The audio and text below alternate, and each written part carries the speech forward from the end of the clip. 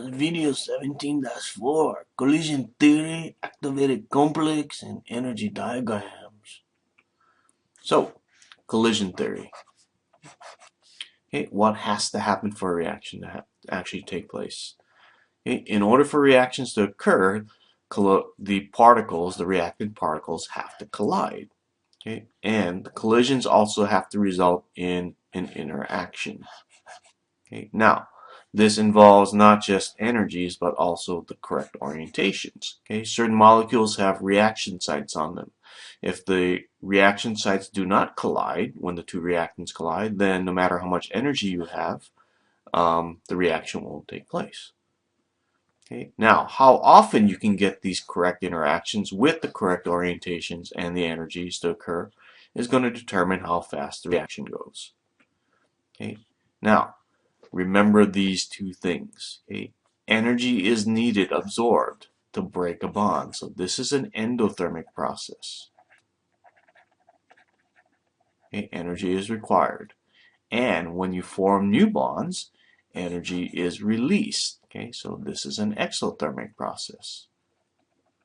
Okay? Now, how can you tell if the reaction is going to be endothermic or exothermic? It's the difference between how much energy was required to break the bonds and how much energy was given off when the new bonds were formed. Okay? Now, before the reactants can turn into products, they have to form something called an activated complex. Okay? What's an activated complex?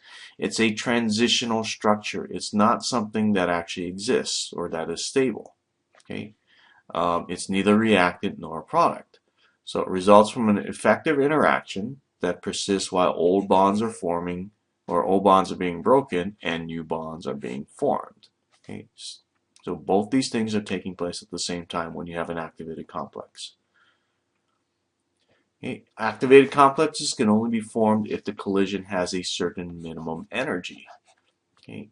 And this minimum energy is known as the activation energy for that reaction. Okay? And we give it this symbol E sub A. So let's look and see what an energy diagram looks like now. Okay? If you have an endothermic reaction, activation energy is always positive. It always has to be added to the reaction. Doesn't matter whether it's endothermic or exothermic.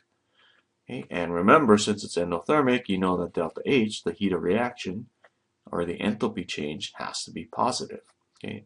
That means, don't forget, this is always the energy of the products minus the energy of the reactants. Since that's a positive value, products have to have a higher energy. Okay, so here's what our energy diagram with an activated complex looks like. Okay, what are all these lines on our diagram going to be? Okay, the distance from here up to here, the energy difference, this is the activation energy for the reaction. Okay. Right here, the difference between this products and the reactants, that's your delta H, okay, your heat of reaction. So what is this part here? If you were to run the reaction backwards, these would be the reactants, these would be the products, okay, and the difference between the reactants and the activated complex would be the activation energy. So this is the activation energy for the reverse reaction. Okay, so what's an exothermic diagram going to look like now? Energy diagram. Okay, activation energy is still positive. You always have to add energy to the reactants. Okay, but delta H is negative. Okay, so that means the products end up with less energy than the reactants.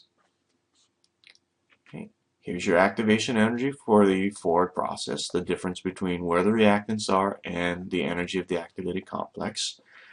Okay, this is delta H, the difference between the reactants and the products. Okay, and don't forget, it's the energy of the products minus the reactants. So smaller number minus a bigger number gives you a negative number. So what is B?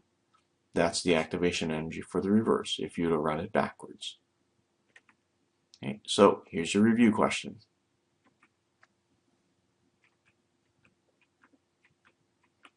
Go back and look at the diagrams if you need to.